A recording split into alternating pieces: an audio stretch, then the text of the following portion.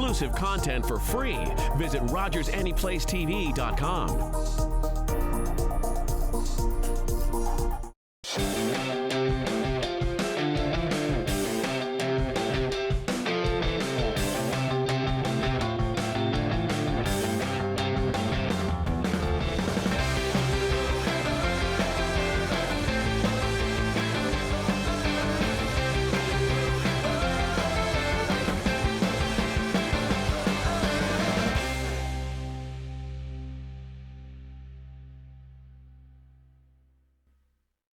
Hi folks, thanks for tuning in to our community. I'm Kevin Young, and I'm here with my good friend Chris Foley. Chris, thanks for coming by, bud. It's good to see you. So Chris, tell us a little bit about yourself, your life here in the community, and what it's been like for you. Born and raised here in Corner Brook. Lived here my whole life. Not really much to say. I guess you can say I've lived a little bit of a boring life. Right. You know, been working in the community and things like that. Did schooling, everything here. Big sports guy, you know. You are. So on the topic of sports, of course, some of our viewers might remember you for having some part to do with bringing the Grey Cup here. Yeah, well, like I said, myself and some volunteers, yourself included, we all got together and we messaged Jeff Hunt, a native son of Corner Brook, who's also part owner of the Ottawa Red Blacks. And then spring of 2017, he brought, after winning the Grey Cup in 2016, brought the Grey Cup here with a couple of the players from the Red Blacks, and we did some things for the kids and some stuff for adults, and it was just an all-around great day.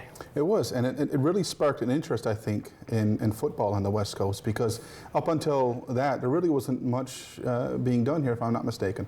No, I'm not really 100% certain on timelines, but I'm going to say 30 plus years there's been a senior men's touch football league. I was involved with that since the early 2000s. Ran the league for a bit, always been a player. Just recently stepped into a coaching movement, but other than that, there really hasn't been a presence of football. So over my time of being a huge football fan, found Football NL based out of St. John's, where they've started a tackle league out there. And it's been a slow progression here on the West Coast, but hopefully within due time now we'll have a football league on the go here. May not be tackle starting right out, but you know, maybe a touch or a flag league for the kids. Yeah, so I've noticed you've been posting, of course, seasonally, looking for some involvement. So talk a little bit about what you're looking at right now when it comes to our youth and football here. Well, right now, with our youth and stuff, I just want to get kids on the field. That's my ultimate goal. We've had a few sessions in the past couple summers. We actually was fortunate enough, you were there actually when the coach of the Dalhousie Tigers, Mark Haggett. Former coach. Former coach, just recently stepped down from the position. Unfortunately. But he was in town, and he was grateful enough to come out and run some drills with the kids that were interested. And then onward from that, I've been running a few little things from my side. We are actually in the process. I've been contacted by a few parents we have about 25, 26 kids now that are interested in flag football. So we're looking at turning around maybe after Easter, when the snow starts to go, start running a flag program. And so if anyone out there is interested in volunteering, they can reach me through Facebook, through the Western Newfoundland Football Association page. So they can check out Facebook, Western NL Football Association on Facebook, and from there they can message you. They can private message there, and like I said, I get it right to my Facebook account. And like I said, I normally have a pretty quick reaction time to messages, so normally no longer than an hour. Right, so we're talking about youth. So what age limit are you thinking about? My ultimate goal would be anywhere from, like, right now we're looking at about 8 to 14, but I mean, as time progresses, I would like to see it, you know, maybe kind of run like any other sporting, you know, maybe 6 to 17 or 18. Right. I mean, it's a long shot and it may never happen, but My ultimate goal, I'd love to see high school football in Newfoundland. Yeah, you know? yeah, that'd be fantastic. So of course we have high school basketball, volleyball, hockey. Why not football? Absolutely. Yeah. So how do you see that kind of going in terms of winter months? Then, do you think like an indoor touch kind of a thing, or? I think the winter months would be kind of like more of an indoor, more skill-based. Right. Maybe not so much competition like games, right? But more like working on your fundamentals and things like that, just to keep the mind working and then the body going throughout the winter months, so that when you hit the field in the it could be an all-year. It could be, yeah. Excellent. Yeah, that sounds great. So aside from football, obviously a big passion, what else does Chris Foley like to do in his spare time? You know, what I watch fair bit of TV, a lot of sports and things like that. I've recently, over the last year or two, developed another big love for the sport of rugby. Oh, wow, yeah. So started with a couple gentlemen here in town that have a touch rugby program running. Oh, that's awesome. I had no idea. Yeah, and we run every Wednesday night. And last year, actually, they sent a team to play George Street Sevens during the George Street Festival, and that's full contact. Yeah. And they did fairly well. Hopefully, I'll get my shot to go this year. So, obviously, here we're known for our hockey. Absolutely. Then it's our basketball and our volleyball and so on and so forth. But now we're looking at this touch football and even touch rugby as something. So, right now you're saying that's adults that you play with. So, is there a registration for that? How can people get involved in that? Like I said, I don't really have much involvement with that one. That one's I just kind of show up to play. Right. But it is ran. There's a Facebook group for that one as well, Corner Brook Touch Rugby. It's ran every Wednesday night at the Civic Center Annex, and I think it's like $5 just to cover the cost of the gym rental. Yeah. There's a fellow from England, Donald. He's a great rugby player, played his whole life, and he runs us through drills and things like that. And then we always have a little game at the end of the session. Wow, so that sounds like a lot of fun. So one of the things that I love to talk to people about here in Corner Brook, Western Newfoundland, is that physical side, that getting out and doing something, being active. And there's obviously no shortage. No, there's definitely not. I mean, if you're interested in any, I understand football and rugby, they're physically, any sport is physically demanding, but along with hockey, these are probably the most physical sports, like, brutally physical. You're banging in, hitting each other. But I mean, these groups that are being run, whether it's the touch football or the touch rugby or flag football, it's to minimize as much contact as possible. There's no possible you can eliminate contact. Right. But I mean, with just playing touch and things like that, I mean, you're not going to end up with concussions or things like that. So it is a great way to get out. And I mean, it's not nothing serious. Like, you don't have to be intimidated to come out and try. Just to get out, have a run. Right. You know, I mean, if you look at me, I'm a big boy. I don't run too well, but I still go out and I give it my all, and it's all about having fun. Yeah. So what else are you involved in the community? Myself, involved with MAD Canada, Mothers Against Drunk Driving. I think that's definitely a big one to be involved with. Sure. Other than that, I just try to volunteer where I can. We normally volunteer with food drive and some things like that. And, so anything to kind of keep myself occupied. Right, and in the community and helping the community and stuff like that. Yeah. And of course, that's something that I'm always proud of as well, is trying to be involved with the community and so on. I do want to touch a little bit about Chris Foley growing up, because you did grow up here. Yep. So what is it you kind of, as a kid growing up, what was the kind of stuff that you're into, and how do you think that things have kind of changed here in Corner Brook in terms of, our youth? Ooh. I'd like to hear your opinion on that. Like I said, I grew up here in Corner Brook. I did, most of my youth was spent on a mountain bike. Right. I've got many bumps and bruises and scars. Yeah. But we did a lot of mountain biking, and of course, back when I was a little younger, a lot of us kids, we all played soccer. Right. And so I mean, sport was always a big part of even growing up. I mean, as we get older, but the way to actually see like the difference.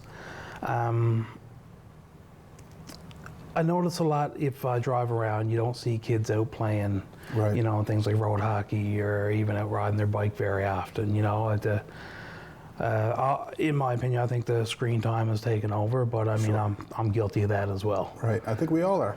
And so to tie back into what you were talking about in the beginning, so we have these opportunities for our youth, and you're certainly trying to increase those opportunities by bringing this touch football, you know, here to allow youth an opportunity to be able to play and so on and so forth. Kind of taking away the excuse, like get our youth out there as a parent, get your youth involved, get them out doing something. And touch football is definitely a great way that they can do that. Oh, absolutely. And I mean, you know, they just say you need an hour a day. Yeah. Our sessions are 1 hour. I mean, we don't run every day, but that's just one day that the kids can get out. And I mean, I try not to run in very adverse weather, but I mean, a little bit of rain, I'm not going to stop. I mean, it is football after all. It is, yeah. You know, so I mean, anyone that, you know, you kind of want to get your kids out of the house. And so as a football fan living in Canada, question for you. Yeah. NFL, CFL?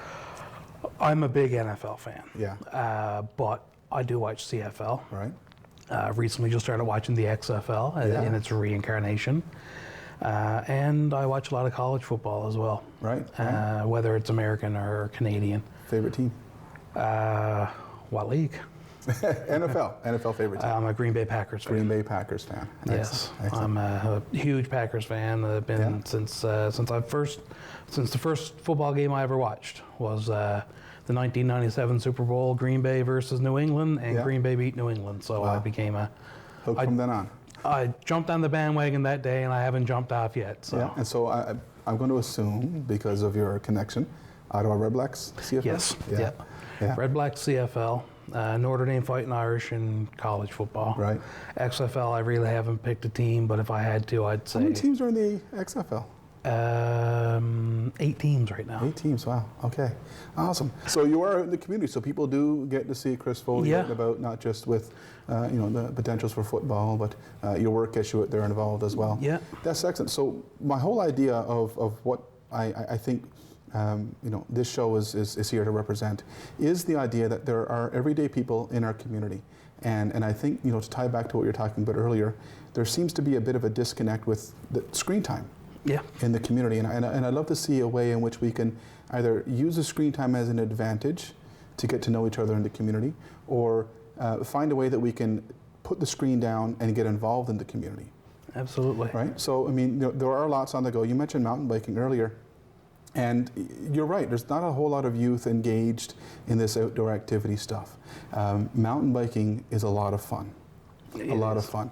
And there's a beautiful trail that I want to mention for mountain bikers, for anybody who's interested in riding bike. It's the Ginger Root Trail. Have you ever been on the Ginger Root Trail? I've never been on it. I've seen some videos, and I wanted to do it, but... Yeah, it's a great trail. So it starts up on Confederation Drive near the parking lot for the golf course, up in that area. And it takes you down this beautiful trail right down to Margaret Bowater Park. Okay. It's a great trail. But you yourself, what do you think in terms of biking trails that you've hit that you think are great? We never really had any designated trails. I mean, when I was riding mountain bike when I was younger, I mean, we just found any little dirt patch, and we thought we were, you know, motocross riders. Yeah, little cards in your spikes. Oh yeah, cards and spokes. And, But I don't know. Like I said, I really haven't rode mountain bike in a while, and haven't been on any of the like established trails. But I know that there are a lot of people in the community who are doing some great work developing a trail system here for mountain biking. Absolutely. So I love the idea that you're talking about, you know, this side of athleticism and how the community can get involved. I love that you're doing something here with football. I really do. And I think, like I mentioned, you know, we have a lot of established sports here. And with the idea of football here in Western Newfoundland, what do you think we can see in terms of the future of that, how it connects and ties with St. John's football? Well, Corner Brook's always been in a competition with St. John's. Yes, of course. You know, so, I mean, our ultimate goal is to start small. Yeah. I mean, if we get enough kids out that we can form some sort of a small team, we can bring them out for a couple friendly games, just some friendly competition, or they can come out here, or I mean, it might be a good idea. I've spoke with the people from St. John's as well of meeting in the middle, like Gander, Grand Falls.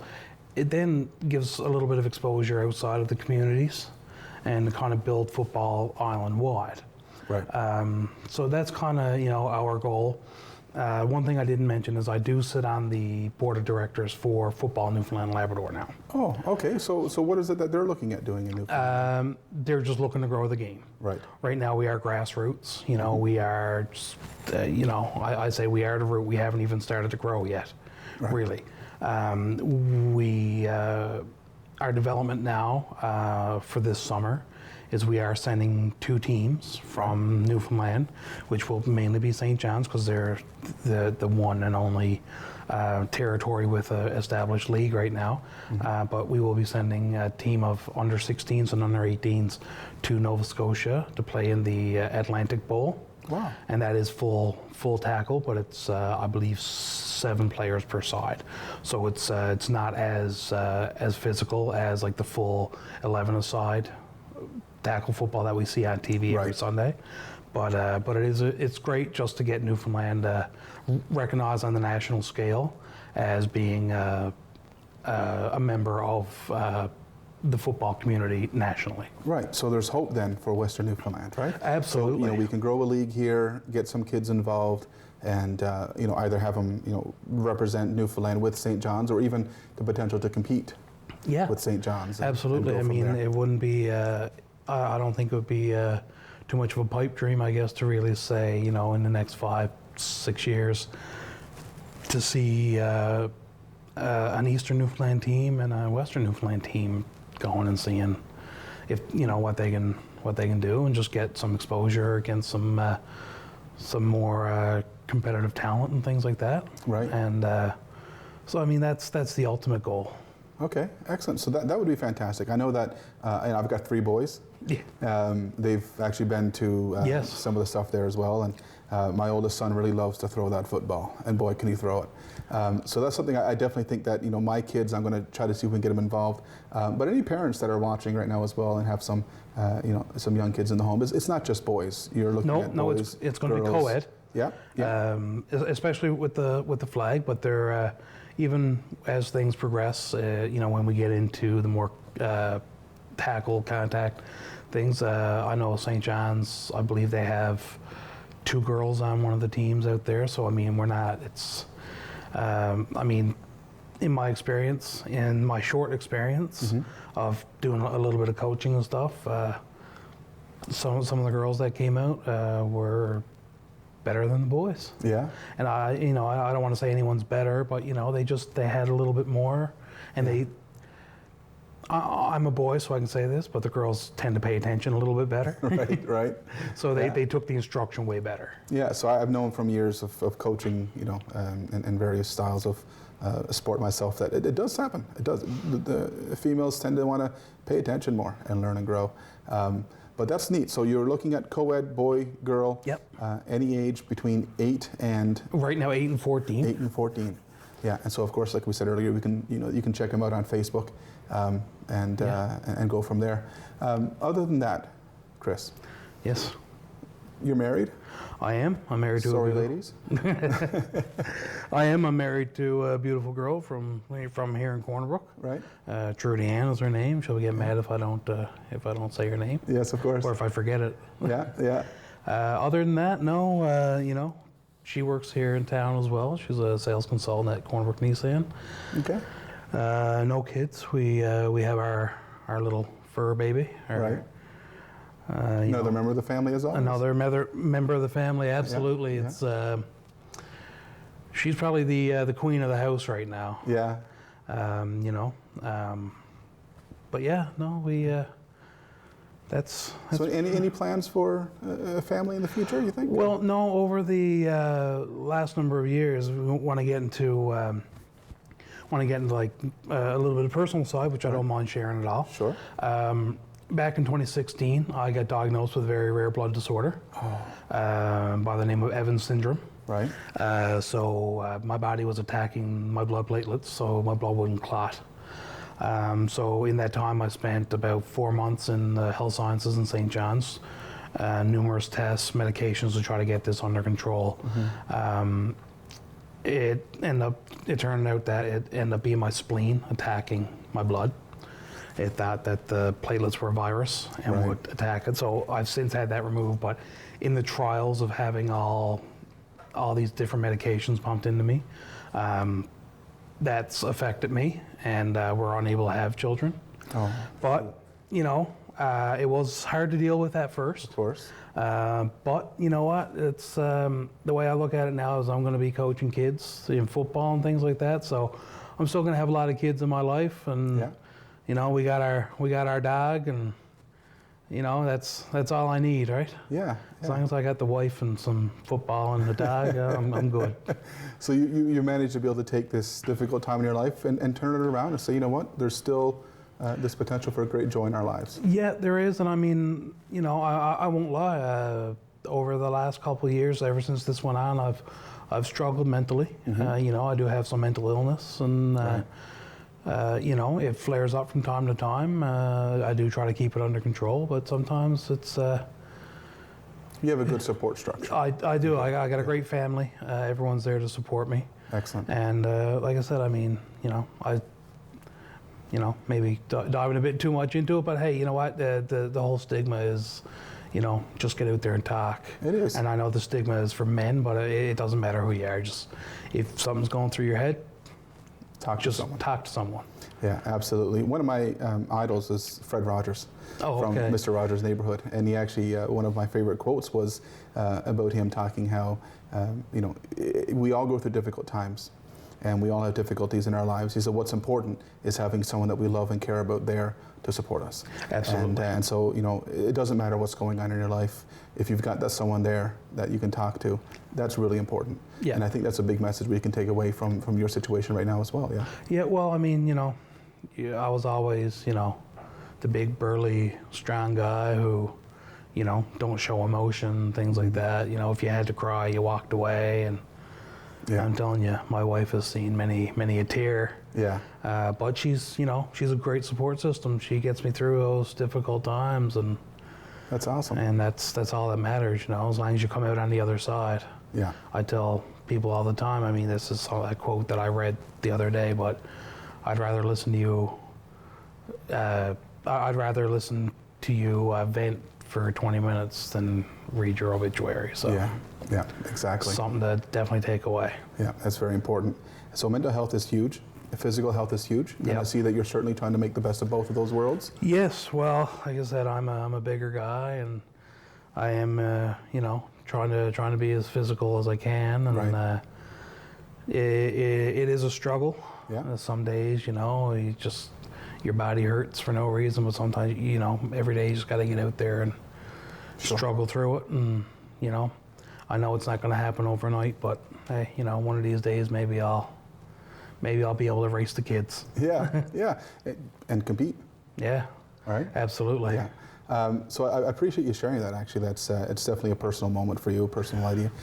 So I appreciate you talking about that a little bit, and hopefully, if there's somebody that's watching and they're also struggling with something, that they know that, you know, there's hope. You've got friends, you've got family. You reach out to them. So thanks for sharing that. My pleasure. You mentioned earlier, and I want to go back to a little bit about, you know, your life leading up to where you are today.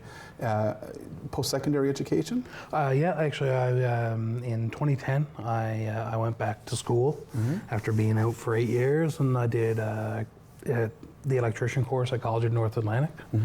I did work away for a little while, and then the oil prices dropped, and then all the big projects here on the island kind of went away, and just haven't been the jobs around for it. So, you know, being resilient, you gotta, you know, and that's not just me. I mean, Newfoundlanders ourselves are very resilient people, and so, you know, you just find something to kind of keep you going at first, but then, you know, when you get into a job, you start enjoying it, and you realize, okay, you know what, this could work out. I mean, I'm not saying I'll ever fully give up on electrical. I got way too much family and way too many friends that always got a question. Absolutely. But you know, but yeah, that's my post-secondary well, that's fascinating. training. So you did that at Kona, and you went away to work, and that unfortunately has been the case for a lot of people. Well, yes, in this exactly. area. And it's not easy on family. I mean, how did Trudy find that? It was a bit difficult at first, you know, but like I said, we're just resilient. We just try to make the best out of a bad situation. Right. Try to save for a rainy day. Yeah. Sometimes those rainy days last longer than others. Yeah. But other than that, I mean, you know, just keep pushing forward, and you'll find something. There's always, you always got good friends, you know. So like, there's always, I can't speak for anyone else, but I know for a fact that I got a lot of good friends that are always looking out, and if they know that I'm in a tough spot, they'll send me some. Awesome. You know, there's a job opportunity in this sector or whatever. So. Great. So you've got the ability to move forward in electrical, if you so wish. You've got you know, football obviously as a big thing. So my next question for you then would be looking into the future. Not only where do you see yourself, but looking into the future, where would you like to be in say 5-10 years from now? 5-10 years from now, wow, that's a great question. I'd like to be, you know, set up with a job that I can call not so much a job, but more of a career. Right. I, you know, still like to be on the football field coaching kids, maybe playing a little bit of rugby myself. I would like to see the football growing. Right. Here, but you know, personally. Another Grey Cup return. Yes, another Grey Cup return, absolutely. Yeah. Personally, I would like to build my own home. Right. And you know, just be able to. I guess the ultimate goal is just to provide for your family. So regardless, you're thinking about sticking around, staying in this community. As long as everything keeps going. I mean, it's been spoken of about moving away, but it's hard to take me out of Corner Brook when you've lived Chris, here for 36 years. I want to thank you so much for joining me. Oh, no problem. And My pleasure. for saying hi to everybody here. Folks, I'd like to thank you for taking the time to tune in and really appreciate it. Hopefully you can stick around for our next episode when it airs. Until then, bye for now.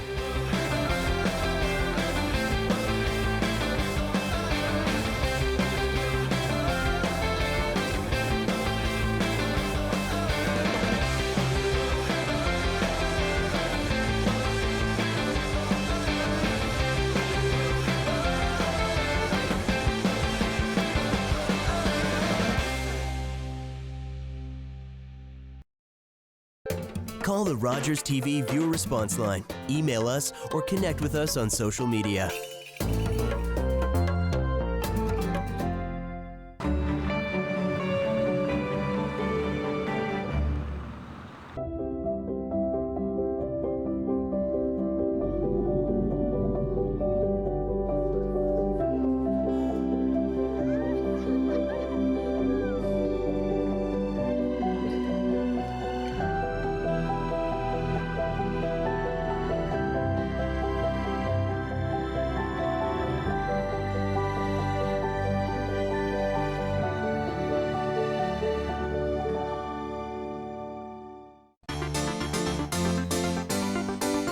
I'm looking for David Rappaport. Why are you wasting your time on him? I might be all he's got. It was his obsession to play the song. Why did you do it? I'm not sure you'd understand. Edison says he's months away from lighting up the world. Automation, transportation, communication. The man that controls that current controls that future.